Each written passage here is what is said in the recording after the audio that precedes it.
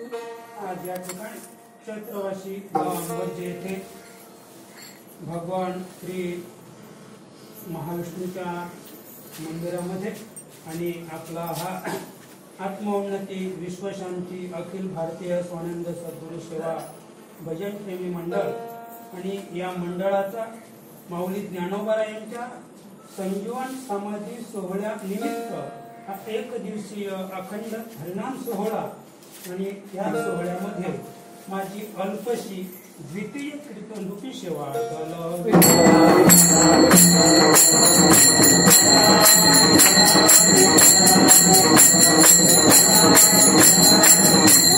आपल्या सेवेसाठी घेतलेला अभंग माऊली ज्ञानोबा यांच्या हरिपाठ प्रकरणातील दुसऱ्या क्रमांकाचा अभंग आहे या ठिकाणी। आणि जगदीश महाराजांनी या ठिकाणी सांगितलं की आता आपल्याला इथून पुढे या मंदिरामध्ये जे कार्यक्रम करायचे आहेत तर ते हरिपाठाच्याच अभंगावर करायचे आहेत। आणि पहिला अभंग जगदीश महाराजांनी घेतलेला आहे आणि दुसऱ्या अभंगाची सेवा मज पामाराकडे आलेली आहे। दुसऱ्या अभंगातून माऊली ज्ञानोबा या अखिल जनतेला सांगतायत चहू वेतुदान षटशास्त्री कारण चहू वेतुदान षटशास्त्री कारण आणि 18 पुराणे हरिशिगाती अगदी सुंदर असा अभंग आहे। या अभंगामध्ये जगदीश महाराजांनी सांगितलं की हरिपाठामध्ये हरी हा हिरो आहे आणि अनेक वेळेला आम्ही जेव्हा निवृत्ती महाराज देशमुखांचे कीर्तन ऐकतो तर ते 108 याच्यावर एवढा भर देतात की म्हणे 108 वेळा हरिपाठात हरी आलेला आहे आणि म्हणून 108 ला किंमत म्हणून आली। पण मी विचार करतो की अद्याप त्यांनी हरिपाठ वाचलाच नाही, अद्याप निवृत्ती महाराजांनी हरिपाठाचे अभंगच पाहिले नाही। अभंगामध्ये तुम्ही जर बारकाईने लक्ष द्या फक्त 58 वेळा हरी। किती वेळा मी आमच्या ताईला म्हटलो की 2-4 फरक पडला असता तर ठीक आहे, कदाचित 106 वेळा हरी असता आणि मग महाराज 108 वेळा बोलले असते तर मान्य केलं असतं। पण हरी फक्त 58 वेळा असताना 108 वेळा हरिमाने हरिपाठात आहे म्हणून 108 आकड्याला महत्व आहे। फक्त 58 वेळा आहे आणि आजचा तो आपल्या शेवटी घेतलेला अभंग आहे या अभंगात तो 4 वेळा आले।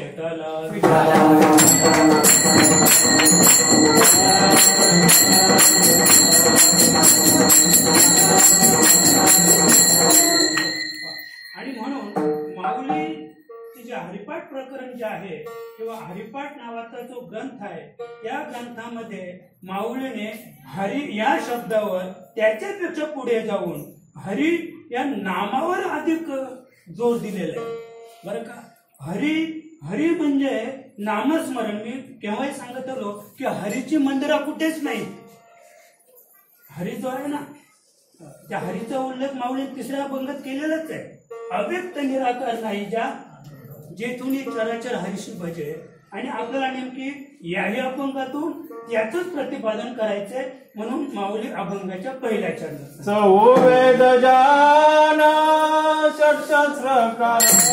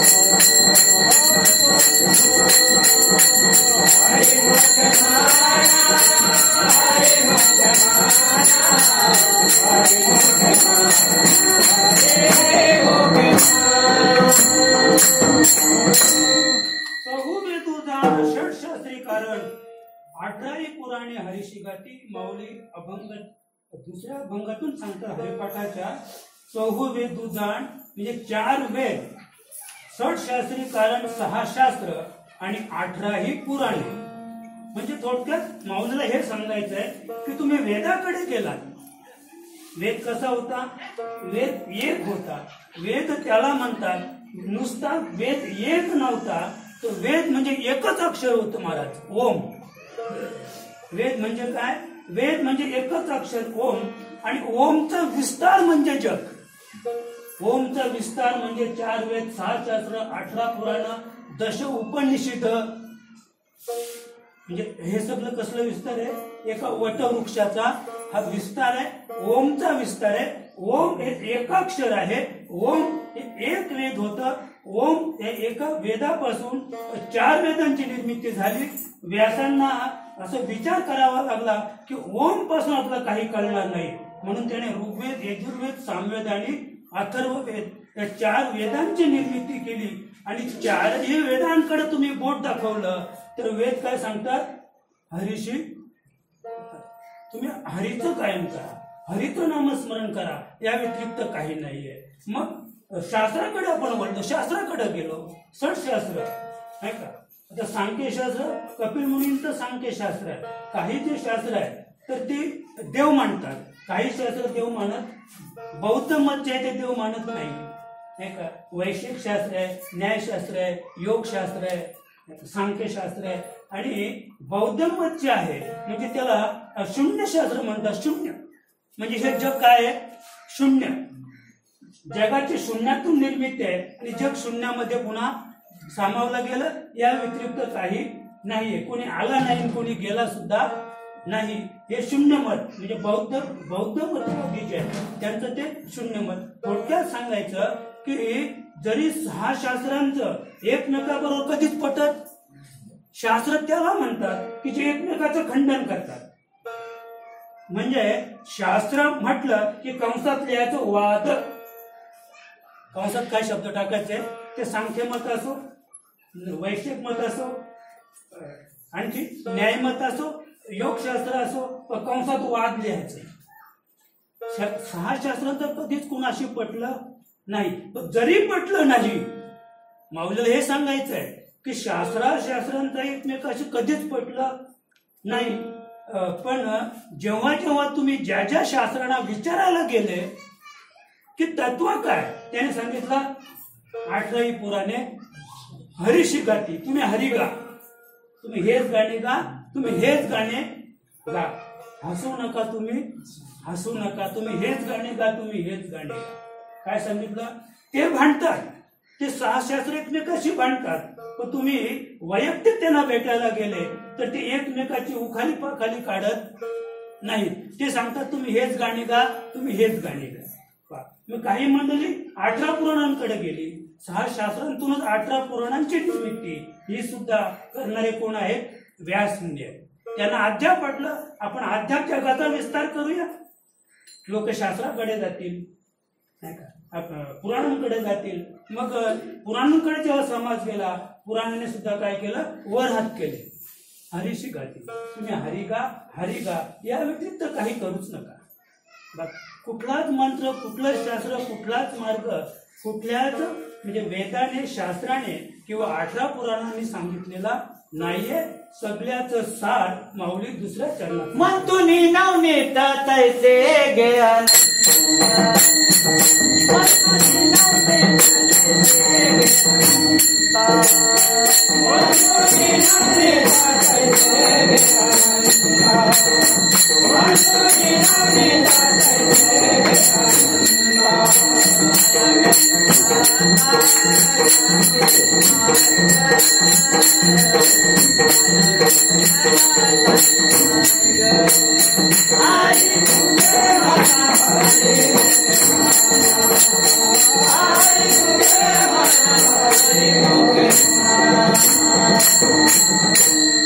मंथुनी नवनीता तैसे घे, वाया व्यर्थ कथा सांडी मार्ग. माऊली सांगते 18 पुराणे हरीशी गाती. मला काय सांगायचं? पुराणाने सांगितलं हरी गा, पण हरी गायचा कसा? कोणत्या रागात गायचा? तो गायनाची पद्धत काय? आपण अनेक कीर्तन ऐकतो, फार सुंदर कीर्तन सांगतात महाराज, पण अद्याप कुणी रीत सांगितली नाही. भजन करा सांगतात, चिंतन करा सांगतात, नाम घ्या सांगतात, पण नाम कसं घ्या, चिंतन कसं करा, भगवंताचं भजन कसं करा हे अद्याप कोणी सांगितलेलं नाही. फक्त माऊली प्रभाकर महाराज सांगायचे चिंतन कसं करायचं, नामस्मरण कसं करायचं, हरी कसा गायचा. माऊली सांगते मंथुनी नवनीता तैसे घ्या अनंता. मंथन करायचं आपल्याला, आणि मंथन म्हटलं की क्रिया आली. नुसतं भजन करा म्हटलं की झालं असं नाहीये. भजन करा म्हटलं की क्रिया आली. असं एखादं घ्या पेट्याने करा भजन, जमेल का महाराज? नाही जमणार. कदाचित तो कुठेतरी बोट दाबेल आणि कुठला तरी आवाज बाहेर पडेल, त्याचं का. पण त्याच्यासाठी क्रिया आहे. त्याच्यासाठी काय क्रिया, आणि ती जी क्रिया आहे त्या क्रियेचा विचार या ठिकाणी म्हणजे हरिपाठात दुसऱ्या अभंगात माऊलीने सांगितलेलं आहे की दूध आहे दूध.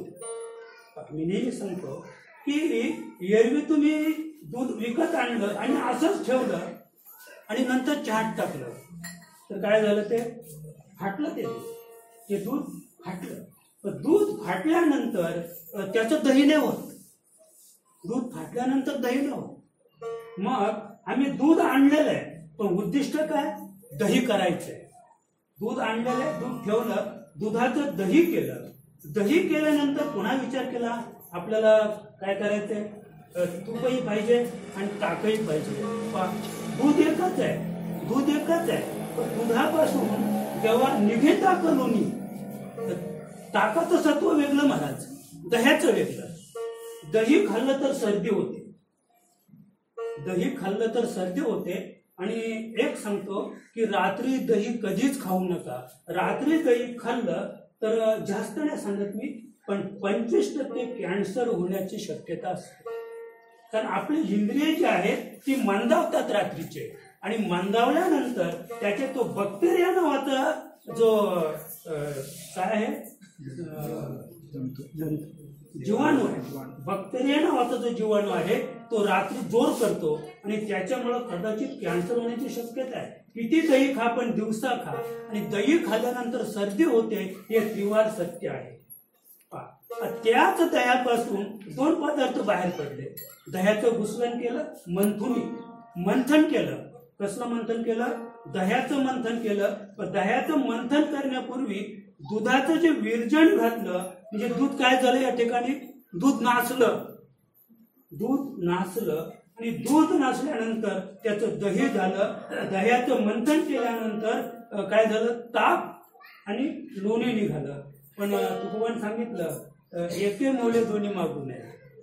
निघाले ते दह्यापासूनच उत्पत्ती आहे दोघांची. पण ताक आणि लोणी दोघं एका भावाने मागू नका. कदाचित त्यांचा कलर सारखा असेल पण त्याच्या आकारात बदल आहे.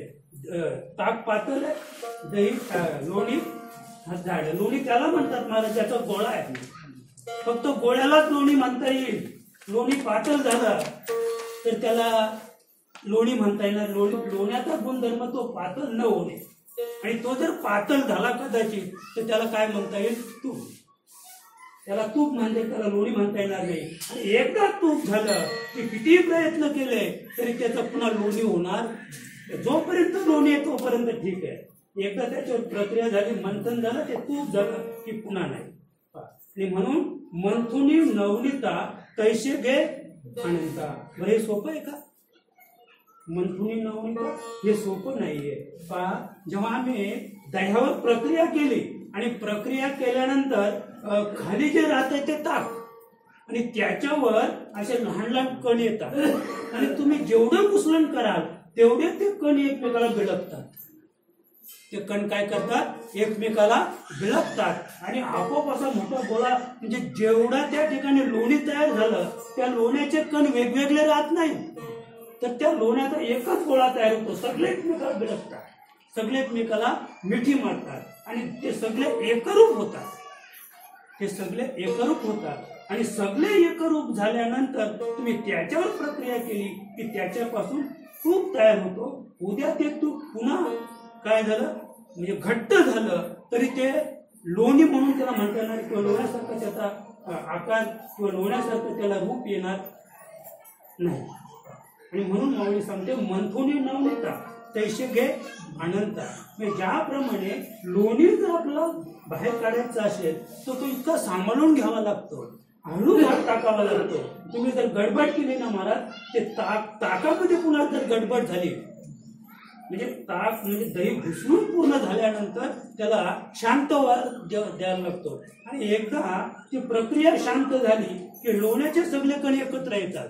आणि सगळे कण एकत्र आले आणि तुम्ही जर हात घालताना किंवा चमचा असतो तो चमचा तिथे वापरताना जर गडबड केली तर लोण्याचे कण पुन्हा फुटतात. आणि ते कण जर फुटले तर पुन्हा एकत्र येत नाही. लोणी जर तुम्ही जर ते पुन्हा घुसळून जसं ते ताक जर असं जर अस्ताव्यस्त झालं तर ते कण पुन्हा बाजूला होतात आणि बाजूला झालेले कण पुन्हा एकत्र येत नाहीत. म्हणून मनसुनी नवनीता तैसे घे अनंत. माऊली सांगते की जसे ते लोण्याचे कण हळुवारपणाने बाहेर काढावे लागतात, तेवढ्या हळुवारपणाने तुम्ही जर प्रक्रिया केली तर तसं अनंत आपल्या हातामध्ये हरी आला हाता मग कैशी भय चिंता. त्याला हातात घेण्यासाठी आपल्याला कार्याचा रवा घेता भूमीवर.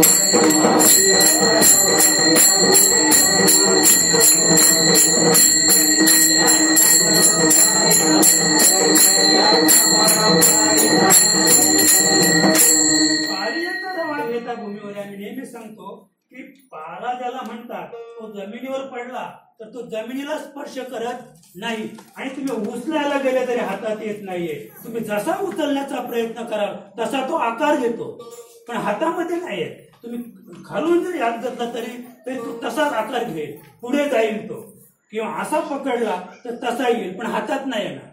पार्याचा रवा घेता भूमीवर यत्न बरोबरी साधन तैसे. जसं पार्याचा जो जंब आहे तो घेण्यासाठी जे सायास आहे यत्न परोपरी साधन तैसे.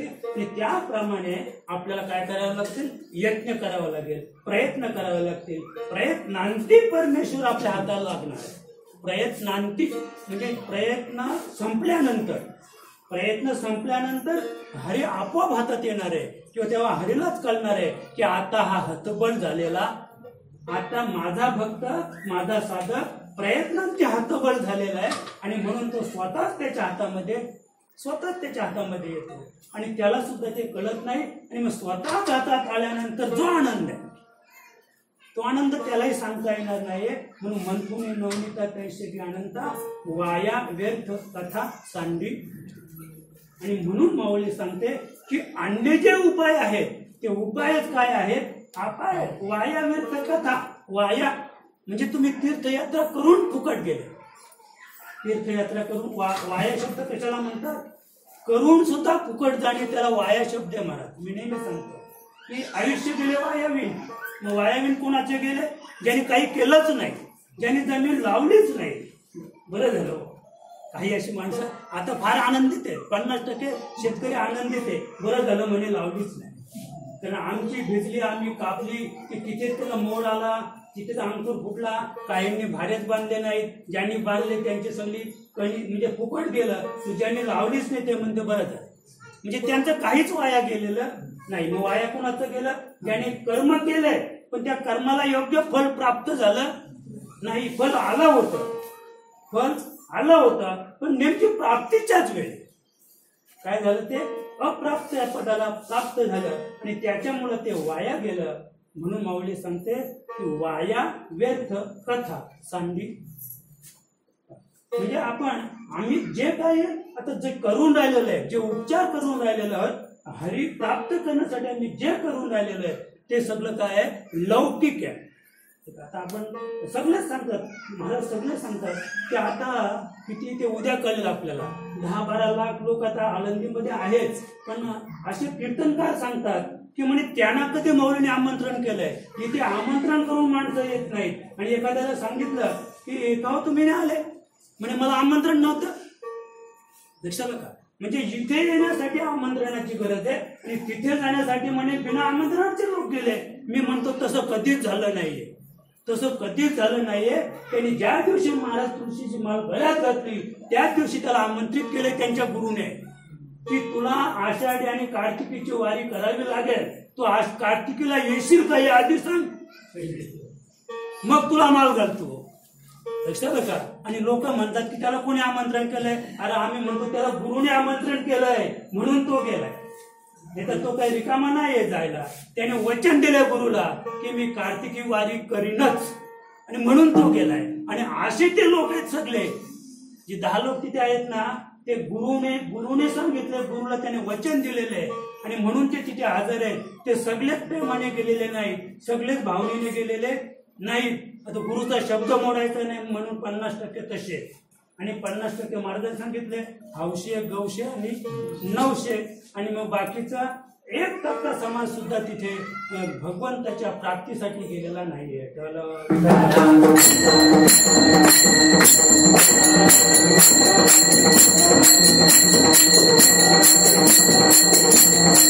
म्हणून मावळी सांगते वाया व्यर्थ कथा सांगली मार्ग, आणि म्हणून उगीच कुठल्या तरी मार्गाने जाण्याचा प्रयत्न करू नका. कुठल्या तरी मार्गाने आपण गेलो तर आपण त्या शिखरापर्यंत किंवा त्या साध्यापर्यंत पोहोचू शकत नाहीये, आणि साध्यापर्यंत आपण पोहोचलो नाहीये. दिवस मावळतीला आलेले, आता अंधार पडणार आहे, आणि मग आपल्याला काय होईल? दिशेनासं होईल. आणि म्हणून जोपर्यंत आपण धडधाकट आहोत तोपर्यंतच परमार्थ केला पाहिजे, योग्य मार्ग चोखाळला पाहिजे. आणि योग्य मार्ग चोखाळल्यानंतर ते कोण सांगतील? मार्ग दावून गेले आधी दयानिधी. मार्ग आपल्याला जे दाखवतात त्याला संत म्हणतात महाराज. आणि म्हणून वाया व्यर्थ कथा सांगू मार्ग, अगदी म्हणजे ज्या मार्गाने आपण गेल्यानंतर आपली फजिती होईल, आपण त्या ध्येयापर्यंत भगवंतापर्यंत पोहोचू शकत नाही, आणि आपली नागवण होईल. आणि म्हणून माऊली हरी पडते 3ऱ्या चरणात एक आत्मा जीवा जीवा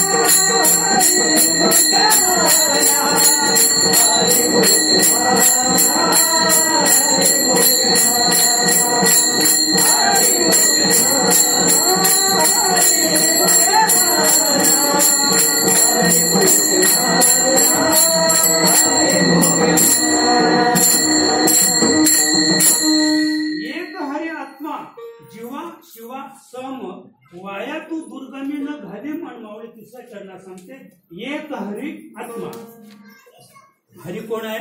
एक हरी आत्मा, जीवा शिवा सम.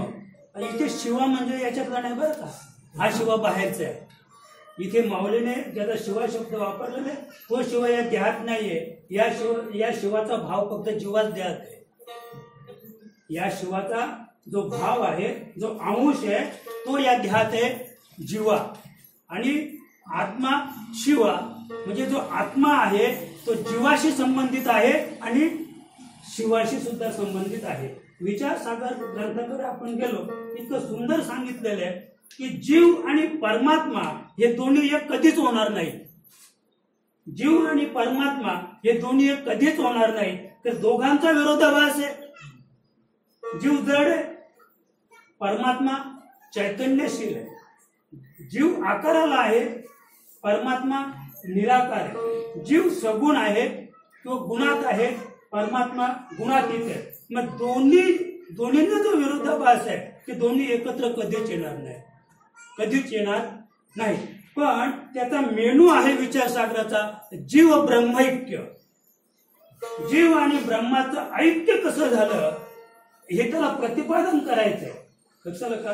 पण तेच सांगतात की ईश्वर हा सर्व भूतानाम हृदयेशार्जुन तिष्ठति भ्रामयन सर्व भूतानी यंत्रारूढानी माया. काय सांगतात की ईश्वर हा सर्व भूतानाम, ईश्वर ज्याला म्हणतात तो सर्व भूतांमध्ये अधिष्ठित आहे. ईश्वर म्हणजे परमात्मा नाही. ईश्वराचा अवतार, परमात्म्याचा अवतार ईश्वर आहे. ईश्वर त्याला म्हणतात की तो सगुण आहे, तो सगुण आहे. अर्जुन गीतेत जरी भगवान श्रीकृष्णाला परमात्मा म्हटलं असेल, पण भगवान श्रीकृष्ण हा परमात्मा नाहीये, तो ईश्वर आहे. परमात्म्याला अवयव नाही. जो अवयवहीन आहे, जो नामरहित आहे, जो गुणरहित आहे, तो परमात्मा. ज्याला अवयव आहे, ज्याला नाव आहे, ज्याला आकार आहे, ज्याला कान नाक डोळे आहेत, तो ईश्वर आहे.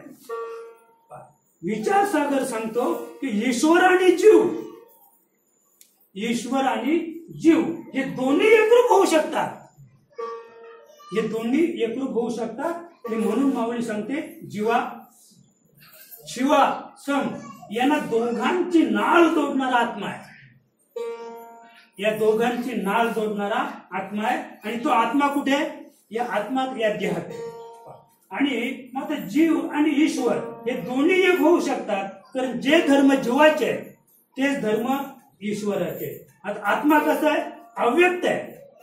आत्मा या देहामध्ये आहे, अव्यक्त आहे. मग विचार सागर सांगतो की आत्मा आणि परमात्मा हे दोन्ही एक होऊ शकतात. आत्मा आणि परमात्मा हे दोन्ही एक होऊ शकतात. आत्मा देहामध्ये, परमात्मा बाहेर. ईश्वर जो आहे तो इथेच आहे. जैसा देहांत ईश्वर. लक्षात आलं का? जैसे उसांत साखर. उसात साखर आहे पण मिळवता येईल का? नाही, कधीच मिळवता येणार नाही. तिला कारखान्यातच न्यावी लागेल, त्या उसावर प्रक्रिया करावी लागेल. मी प्रक्रिया सांगत नाही, आपल्या वेळेला पुढे 1.25 तासात आपल्याला उरकायचे. बरोबर 1:15 कार्यक्रम उरकेल. त्याच्यापेक्षा आपण 5 मिनिटं सुद्धा जास्त घेणार नाही. जशी साखर उसात आहे पण त्याच्यावर प्रक्रिया केल्याशिवाय साखर प्राप्त होणार नाही. एकदा साखर प्राप्त झाली की तुम्ही गोण्याच्या गोणी जरी पेरल्या तरी त्याचा पुन्हा ऊस होणार नाही, कारण प्रक्रिया तशी केलेली आहे. आणि त्याचप्रमाणे या जीवावर अशी प्रक्रिया करायची आपल्याला की यात नांदणारा जो ईश्वर आहे. लक्षात का? आणि म्हणून ब्रह्मसत्य जग मिथ्या ही जी आद्य शंकराचार्यांची जी संज्ञा आहे, त्या संज्ञेचा आपल्याला विचार करायचा आहे की ब्रह्मसत्य जग मिथ्या. जगाचं मिथ्यात्व जे आहे ते आम्हाला मिथ्यात्व सत्य जो मानतो त्याला विपरीत ज्ञान म्हणतात. किती बोंबलले लोक, किती बोंबलले. जग खोटे, संसार खोटा आहे, हे सगळं मिथ्या आहे. सोडलं का कोणी? का सोडलं नाही? तर मिथ्यात्व जे आहे त्याच्या ठिकाणी आम्ही सत्यत्व मानलेलं आहे. आणि सत्यत्व मानल्यामुळं ते सत्यत्व बाहेर काढायचं काम फक्त सद्गुरूच करू शकेल. ही सोपी गोष्ट नाहीये, अतिशय कठीणातली कठीण गोष्ट आहे. अगदी हलकं उदाहरण घेऊन सांगतो, सगळ्यांना पटेल असं. एक तुमच्या आमच्या सारखाच 72 तिकडे रत्नागिरीकडे कोकणात गेला होता महाराज ट्रिपला. आणि कोकणात गेल्यानंतर तुम्ही तिकडे जर गेले तर तिकडे जी भांडुली असतात, भांडुली ती लाकडाची भांडुली. त्याने बरीच भांडुली आणली.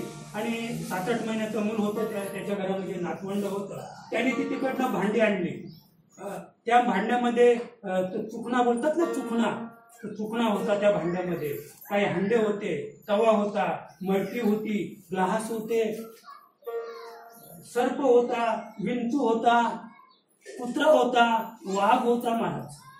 म्हणजे ही सगळी खेळणी त्याने आणली आणि त्या बाळाच्या पुढे टाकली. 8 महिन्याचं बाळ त्याने पहिल्यांदा तो चुकणाच उचलला आणि लगेच तोंडात घातला, लागला चुकायला. ते बाळ लागलं चुकायला. आता त्या आजोबाने ते चुकणं काढून घेतलं आणि हंडा दिला. लगेच हंडा पकडला. हंडा पण तोंडात घालण्याचा प्रयत्न करत होता, पण हंडा जरा मोठा होता. तो हंडा काढून घेतला आणि मग सर्प दिला. त्याने लगेच फेकून दिला. घाबरला तो, सर्पाला घाबरला तो. बरं, बाळ किती महिन्याचं? 8 महिन्याचं. त्याला हे कोणी सांगितलं की हा सर्प आहे चावतो म्हणून? सांगितलं कोणी? तरी त्याने सर्पाला आथाडला, त्याचा अंगीकार नाही केला. हातात दिला तरी घेतला नाही. तोंडाला धरायची गोष्ट सोडून द्या. मला हेच सांगायचंय, लहान बाळाकडे तुम्ही 10ची नोट द्या, 4 महिन्याच्या बालाकडे 10ची नोट द्या आणि पुन्हा प्रयत्न करा सोडण्याचा, तो सोडणारच नाही. बरं ती नोट काढून घ्या आणि पेपर द्या, कागद द्या त्याच्या हातात. तो कागद फेकून देतो. 4 महिन्याचं बाळ कागद फेकून देतो. त्या कागदाचा अंगीकार करत नाही तो. हे त्याला कोणी शिकवलं? ही 10ची नोट आहे म्हणून आणि हा कागद आहे, कोणी शिकवलं? म्हणजे थोडक्यात की जसं उगत लोक म्हणून, जसे सर्पाच्या बाळाला कोणी सांगितलं नाही की जन्मल्याबरोबर लोक, तिला उपजत ज्ञान आहे. किंवा जे लहान बाळ आईच्या पोटी जन्माला येत आहे त्याला आता तू स्तनाला चोख म्हणजे दूध बाहेर येईल हे सांगावं लागत नाही, ते उपजत ज्ञान आहे. तसं त्या बाळाला ते उपजत ज्ञान होतं, पण त्या उपजत ज्ञानामध्ये भेद होता. त्याने हंड्यावर प्रेम केलं, त्या चुकण्यावर प्रेम केलं, पण सर्पाला लाथाडलं. म्हणजे त्या ठिकाणी काय झालं? भेद म्हणजे द्वेषात्मक भूमिका निर्माण झाली आणि त्याचं कारण त्याच्या ठिकाणी असलेलं अज्ञान. त्या बाळाच्या ठिकाणी असलेलं अज्ञान म्हणजे त्याला सर्प म्हणजे सर्पच आहे. त्याने काल आदळलं, ते चावण्याची शक्यता, चावेल मला, ते तुम्हाला धरलं तर चावेल. आणि ते आजोबा पाहत होते, त्याने पाहिलं आहे काय म्हणजे सर्प म्हणजे काय?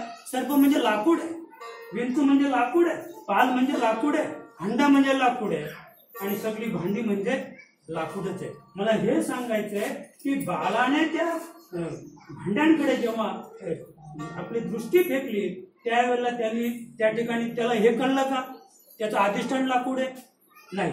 मग ते आजोबा होते, त्यांना समजलं की अरे एक हरी आत्मा जेव्हा शिवासन वाया तू दुर्गमी न झाली.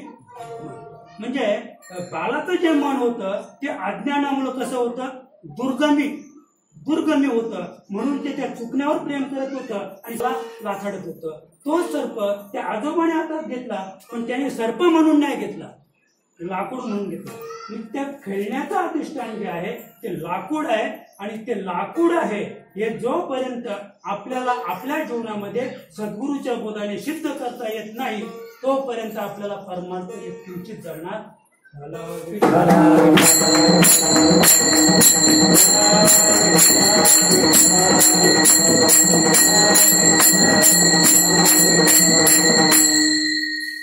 आणि हे सगळं आपल्याला आजमावून घेण्यासाठी, त्याचं ज्ञान प्राप्त करून घेण्यासाठी नितांत आपल्याला सद्गुरूची गरज आहे. आपण शास्त्राकडे वळलो किंवा वेदांकडे गेलो तर वेदांची जी परिभाषा आहे नपुंसक कन्या,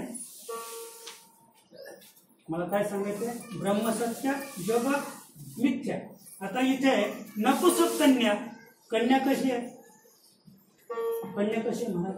कन्या मिथ्या आहे. कन्या आहे का? नपुंसक कुणाला म्हणतात? जो स्त्री नाही आणि पुरुष नाही त्याला मुलगी होईल का? नाही. बरं हे आम्हाला ज्ञात नाही का? ज्ञात आहे. तुम्हाला किती सांगितलं की नपुंसक कन्या आणि तिला वर शोधावं तर आम्ही नाही शोधणार, आम्ही हसू. तर आम्हाला ते ज्ञान आहे. नपुंसक कन्या. त्याचे पुढे गेले वंध्यापुत्राचं लग्न. वंध्यापुत्राचं लग्न. वंध्या कुणाला म्हणतात? जी कधी गरोदर राहिली नाही, जी कधी प्रसूतच झाली नाहीये, जिला मुलंच झालं नाहीये, तिला वंध्या म्हणतात. मग वंध्यापुत्र म्हटलं, मला काय सांगायचंय? तसं का इथे नपुंसक नाही का? नपुंसक नाही का? नपुंसक आहे. ब्रह्मसत्य, ब्रह्मसत्य. नपुंसक म्हणजे अधिष्ठान आहे, पण कन्या जगमिथ्या. हा गमत आहे, आपलं पुढे गमत पाहिजे. जगमिथ्या. त्याच्या पुढे आपण गेलो वंध्यापुत्र. बरोबर. वंध्या जिला म्हणतात ते खोटं का? वंध्या हे त्रिवार सत्य, फक्त तिला मूल झालं नाहीये, मग तिला तिचं मूल हे काय? मिथ्या. त्याच्या पुढे जाऊया शशांक शृंगा. ससा कोणी पाहिला नाही का महाराज? सगळ्यांना ससा माहिती. मग सशाचं शिंग आणायचं आणि ते उगलायचं आणि त्याचं पाणी प्यायला दिलं की पोट दुखी जाईल. सशाचं शिंग आणायचं. ज्याला कल्पनाच नसेल तो कदाचित प्रयत्न करेल, पण तो ज्याला ज्याला विचारेल की मला सशाच्या शिंगाची गरज आहे तिथे त्याची नागवण होईल. लोक त्याला हसतील, मूर्ख आहे म्हणे, हा त्याला अद्याप ज्ञानच नाही का? सशाला शृंग असते का? बरोबर. ससा नाही का?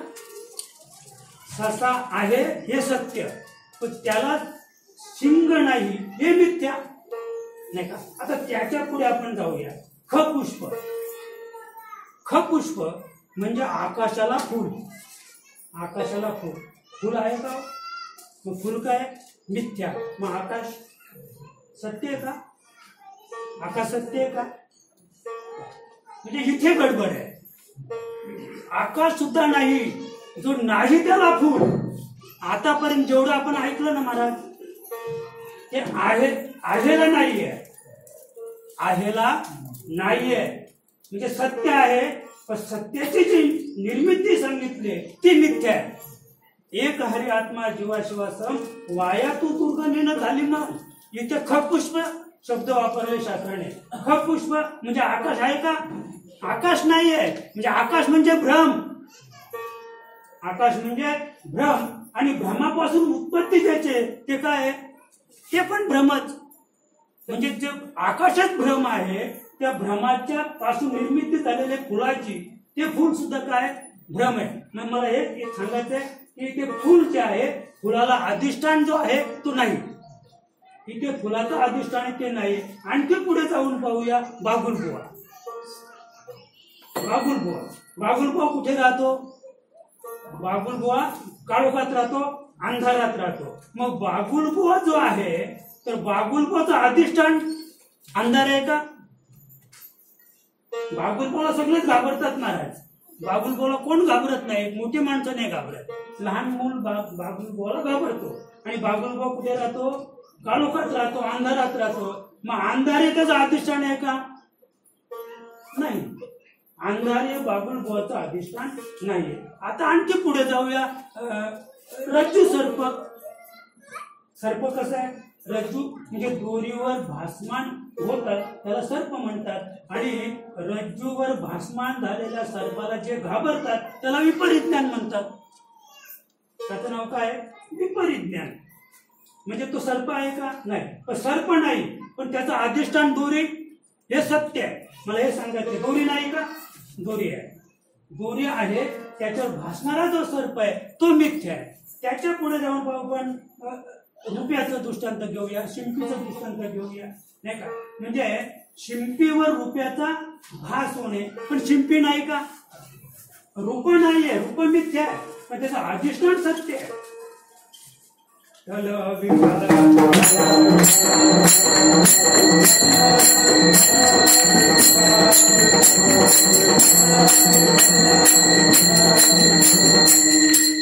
एक हरी आत्मा जीवा शिवा सम वाया तू दुर्गमी न घाली मन. हरी कसा आहे? एक हरी. हरी एक आहे. एक धरीला चित्ती तो हा रत्नाईचा पती. म्हणजे हरी हा एक आहे. आणि जो एक हरी आहे तो या संपूर्ण जगाचं अधिष्ठान आहे. संपूर्ण जगाचं ते अधिष्ठान आहे.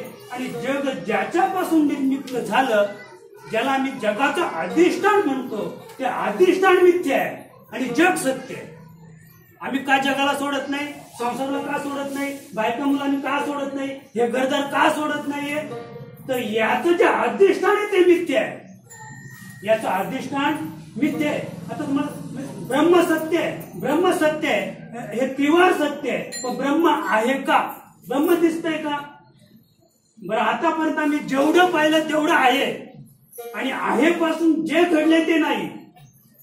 आहे पासून जे घडले ते नाही. पण इथे त्रिवार सत्य हे आहे की जे अधिष्ठान आहे ते नाही. अधिष्ठान नाही, पण अधिष्ठानापासून ज्याची निर्मिती झाली ते आहे. ते आहे म्हणून किती संत जरी बोंबलले, हाकावणी सांगे तुका नाम घे करावू नका, कोणीही ऐकणार नाही. कोणीही ऐकणार नाही. हे त्रिवार सत्य आहे. तर अधिष्ठान नाहीये. आणि ज्याचं अधिष्ठान नाहीये आणि त्याच्याने जी निर्मिती झालेली आहे ती सत्य आहे. आणि ती सत्य विपरीत भावनेमुळे आहे. हे जोपर्यंत कळत नाही, विपरीत भावना जोपर्यंत जात नाही, तोपर्यंत आपलं किती जरी ज्ञान झालं, तुम्ही जरी चतुर्थ श्रेणीला जरी गेले, बरं काय मी आता मी ज्ञानी झालो, तू किती जरी ज्ञानी झालास, पण तुला अध्यात्माच्या ठिकाणची विपरीत भावना गेली नाही. मला ज्ञान झालं, ही सुद्धा विपरीत भावना आहे. ही सुद्धा विपरीत भावना आहे. अगदी थोडक्यात आपण थोडक्यात पाहूया. 2 दृष्टांत सांगतो छोटे छोटे, आपल्या लक्षात येईल. पहिला दृष्टांत आहे की 10 माणसं नदीच्या पलीकडे चालली होती. 10 माणसं नदीच्या पलीकडे चालली होती. नदी ओलांडल्यानंतर पुढच्या म्हणजे पलीकडच्या तीरावर गेल्यानंतर त्यांना शंका आली. हे सगळे विचार सगळ्यात सांगतो बरं. असंभावना, त्यांना शंका आली. असंभावना, आपण बरोबर आहोत ना, आपण 10च आहोत ना. मग त्यांनी मोजायला सुरुवात केली. एकाने मोजले म्हणजे 9च आहे, मग दुसऱ्याने मोजले 9च आहे, म्हणजे 10ही माणसांनी 10 वेळा माणसं मोजली महाराज, तरी ती 9च होती. लागले ना रडायला. असंभावना, लागले रडायला. आपल्यातला एक गेला, आपल्यातला एक गेला. हे याला विचार सागर सांगतो असंभावना. पण 10ही माणसांनी निर्णय घेतला, आपल्यातला एक मेला. गेला म्हणजे काय झाला? मेला ना, तो बुडला ना एक. म्हणजे आपल्यातला एक मेला, ही विपरीत भावना. ही काय झाली त्यांच्या ठिकाणी? विपरीत भावना झाली. 10च्या 10 होते, पण सगळे रडायला लागले. आणि जितक्यात एक म्हातारा माणूस तिथं म्हणे, अहो रडता कशासाठी तुम्ही? सगळेच रडता आणि रडण्याचं कारण तर काही दिसत नाही. काय झालं काय? तुमच्यात कोणी हरवलं का? कोणी मेला का? झालं काय? म्हणजे झालं काय नाही म्हणे, आम्ही 10 होतो. आम्ही किती होतो? 10 होतो, पण आमच्यातला एक गेला. लक्षात घ्या बरं, विषय लक्षात घ्या. आमच्यातला एक गेला म्हणजे परोक्ष ज्ञान. इथे काय झालं? परोक्ष. आमच्यातला तुमच्यातला एक गेला. अरे नाही बाबा, तुमच्यातला एक गेला नाहीये. तुम्ही 10च्या 10 आहात. तुम्ही 10च्या 10 आहात, तुम्ही 9 नाही. म्हणजे काय झालं?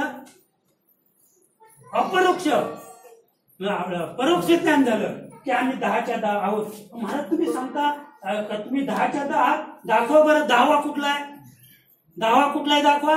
मग त्याने 1 2 3 4 5 6 7 8 9 आणि 10, हा 10वा आहे. हा 10वा आहे. म्हणजे अपरोक्ष ज्ञान, हाच 10वा आहे. मग त्यांच्या लक्षात, अरे आपण 10च्या 10 आहोत, आपण 10च्या 10 आहोत. एवढा आनंद झाला मनात. आताच रडत होते, लागले ना उड्या मारायला आनंदामध्ये. आपण सगळे आहोत, आपण सगळे आहोत. काय झालं? अपरोक्ष ज्ञान. अपरोक्ष ज्ञान झालं त्याला. प्रत्यक्ष कळलं की आपण 10च्या 10 आहोत. संपला. आता दुसरी गोष्ट पाहूया आपण. विचार सागरातली सांगतो. एक महान असा राजा होता महाराज, आणि त्याचा प्रधान इतका आवडता होता की त्या प्रधानाला तो एवढा प्रेम करायचा, सगळी कामं प्रधानाकडून एवढा विश्वास होता. पण जनता त्याच्यावर नाराज होती, त्या प्रधानावर. त्याचं नाव भरचू. प्रधानाचं नाव भरचू. राजाची जरा कोणीतरी मनधरणी म्हणजे भरवलं जरा राजाला, आणि राजाला भरवल्यानंतर परकीय आक्रमण आलेलं आहे, आणि म्हणून त्या प्रधानाला त्या परकीय आक्रमणाला हटवून लावण्यासाठी पाठवलं.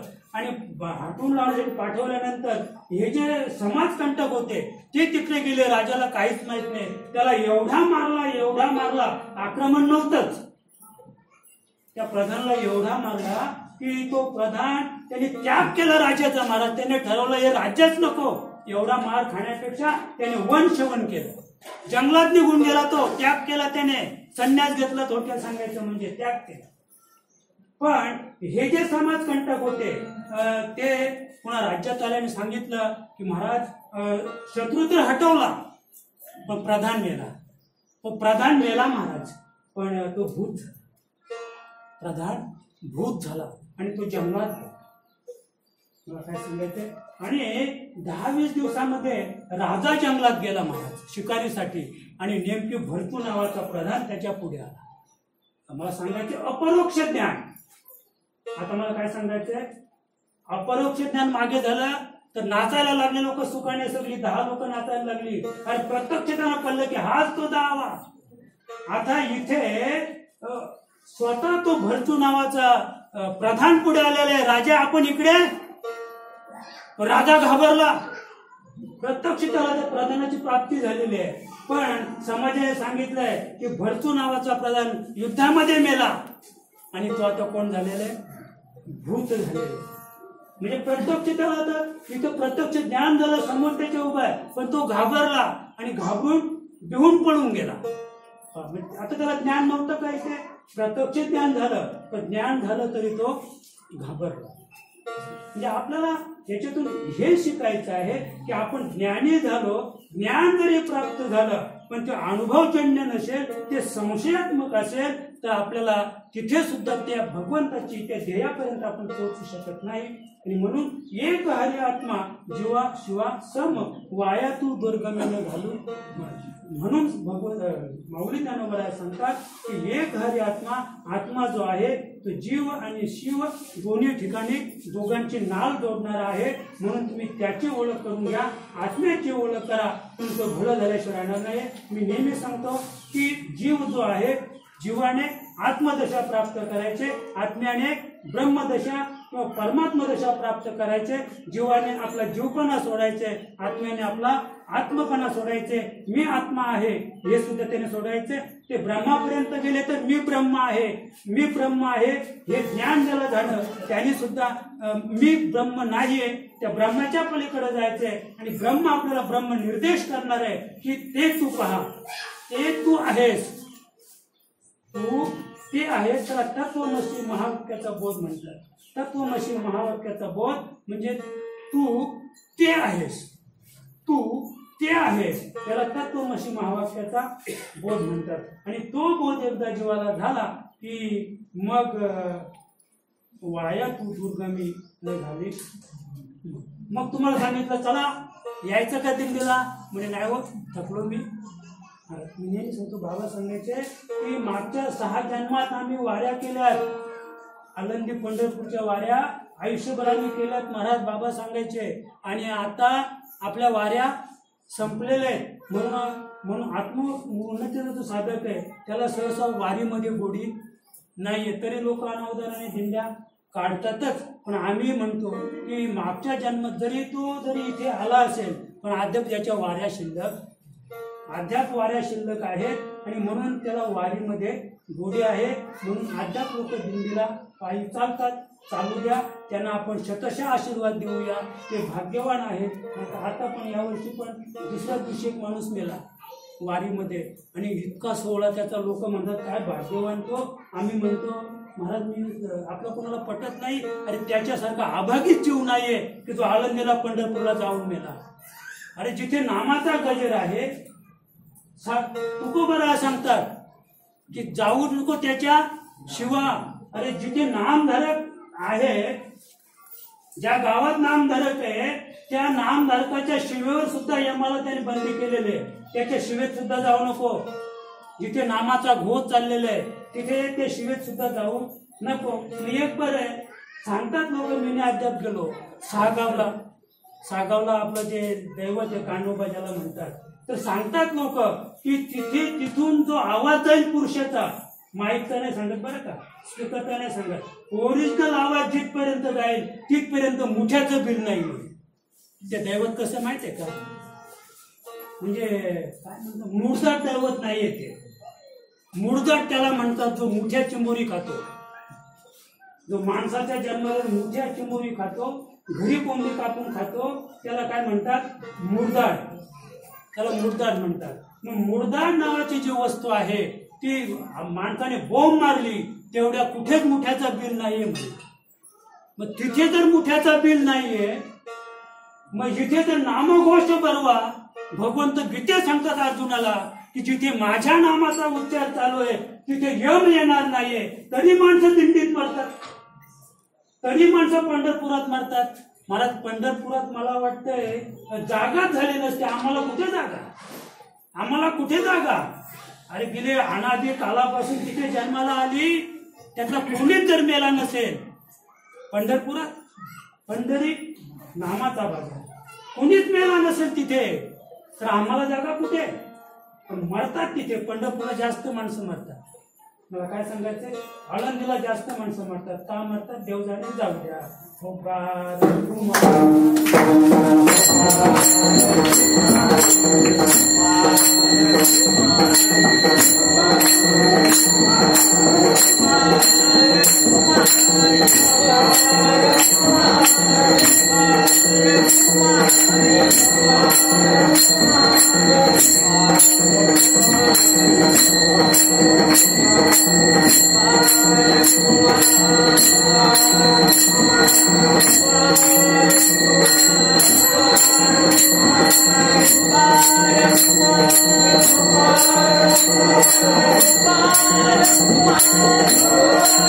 पाठ हरी हा वैकुंठ. मौलिक ज्ञानोबा शेवटचं करणार सांगतात, ज्ञानदेवा पाठ हरी हा वैकुंठ. म्हणजे हरी हाच वैकुंठ आहे.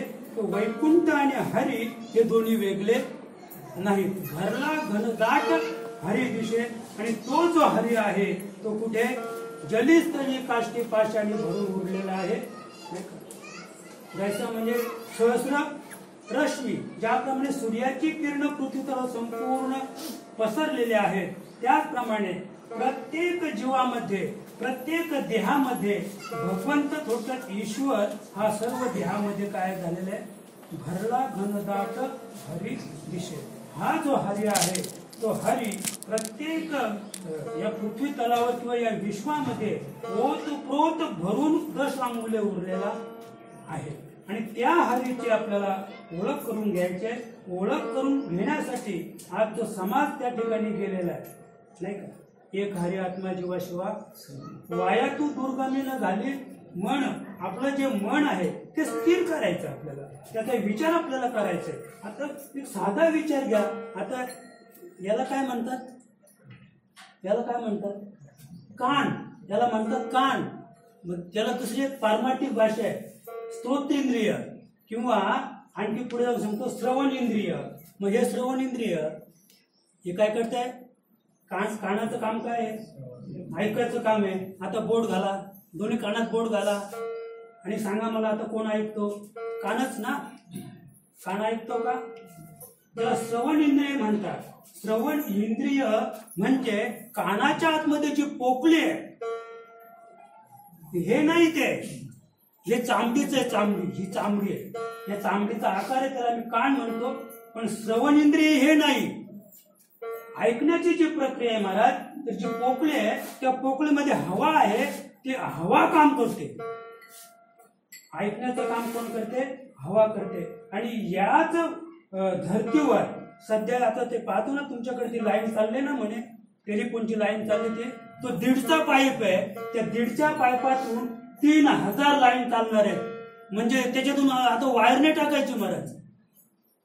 त्या पाईपात वायर टाकली जाणार नाही. जसं कानामध्ये पोकळे आहे ना, तशी ती पोकळी आहे. ती पोकळी कुठून आली आणि कुठपर्यंत गेली ते मला सांगता येणार नाही.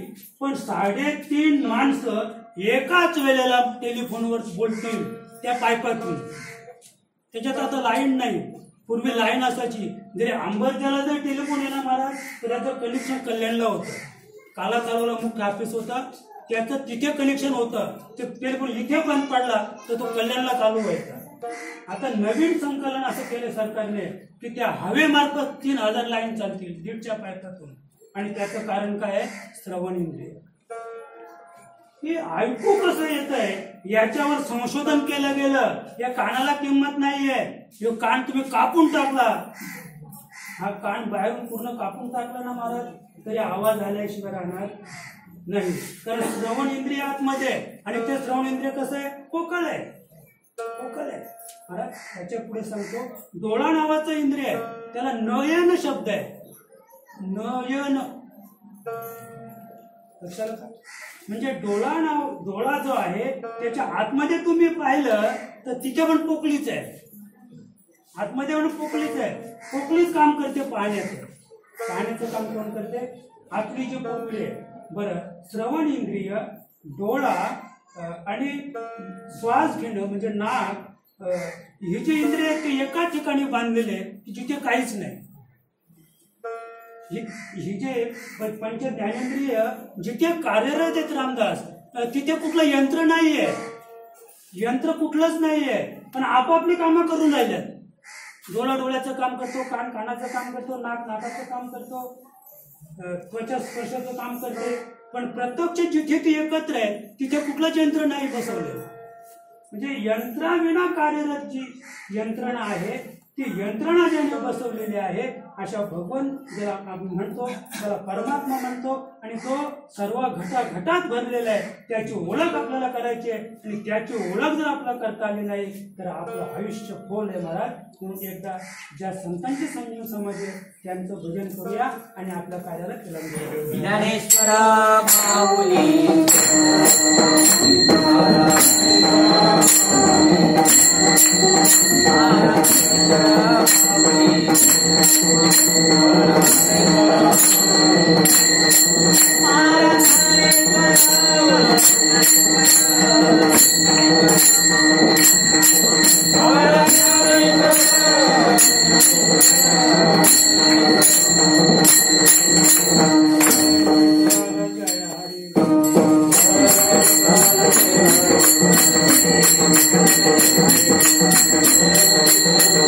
Thank you.